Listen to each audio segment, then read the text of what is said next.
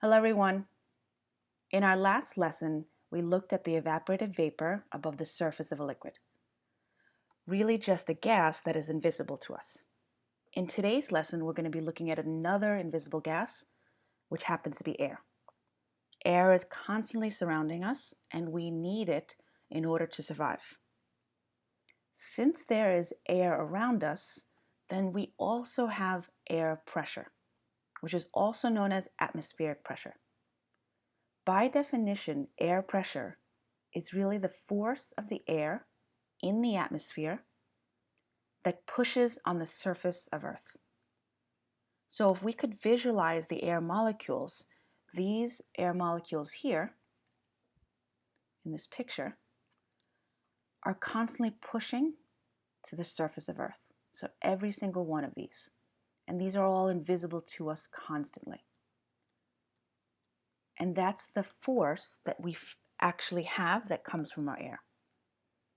Now, that force actually exerts 14.7 pounds per every square inch on your body, on the roof of a house, outside all the time. So this little square inch actually has so much pressure coming from the air above it. Even our body is feeling every square inch about 15 pounds of pressure. But we're not walking around with the pressure or that feeling of pressure around us. Instead, we have other pressures. Pressures to do well, pressures from our parents. That's what we really feel. And the reason why our bodies don't feel this 14.7 pounds of pressure every square inch is because you have to remember that inside our body, we also have air. So even though things are pushing on our body, we have things pushing outside as well. So we have, for every push in, we have a push out. And what this does is we actually have the air pressure canceling itself out. There might be 15 pounds from the outside, but there's 15 pounds from the inside. So they go in opposite directions. And it's not just the 5 that I drew. For every arrow that's outside, we have an arrow that's inside that's pushing in the opposite direction. So they cancel themselves out, or the air pressure cancels itself out. Now, air is different at different altitudes. And because the air is different at different altitudes, our air pressure will also change. So let's look at actual 3 locations on the surface of Earth. Location A, which is here on the left, is going to be Death Valley. Death Valley is a desert in California.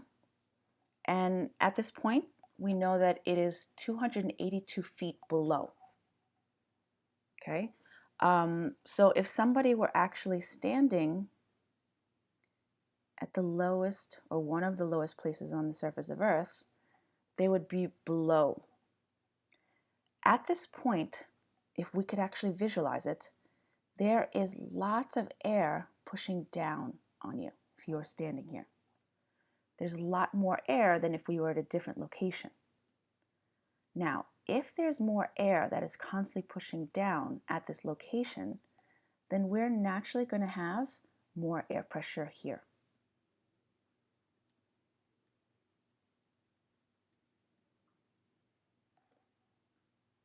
Now, if we change locations and we now go to one of the highest locations, which is about 29,000 feet above the Himalayan mountains, if someone were standing here, there is actually less air pushing down. And since there is less air at this altitude, then you're going to have less air pressure.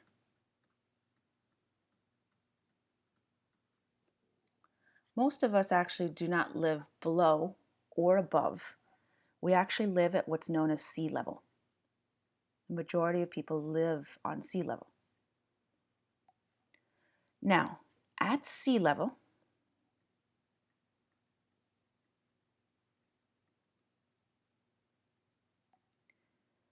there is still air being pushed down above us, But since most of us live at sea level, we tend to say that this is considered a standard pressure.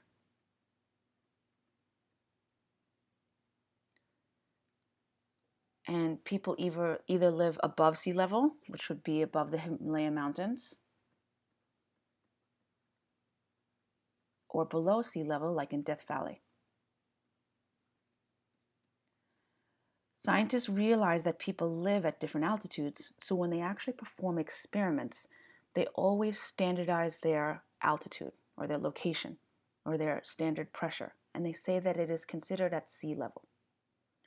Now, sea level, since the majority live at sea level, is known as standard pressure.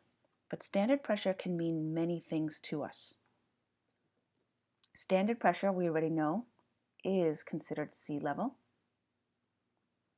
But they also quantify it. They give us numbers. Standard pressure is always assumed to be 101.3 kilo, it's a small k, pascals, large p, lowercase a. We know sea level to be 1 atmosphere, which is abbreviated 1 ATM. But sea level is also quantified as 760 torr and also 760 millimeters of mercury. Now, this is very important to us because experiments are standardized and they want to keep the pressure the same so they can repeat it. These numbers are important to us. We also have something known as STP. You've seen this before. Some of you don't know what it is. Some of you actually looked it up. STP actually stands for standard temperature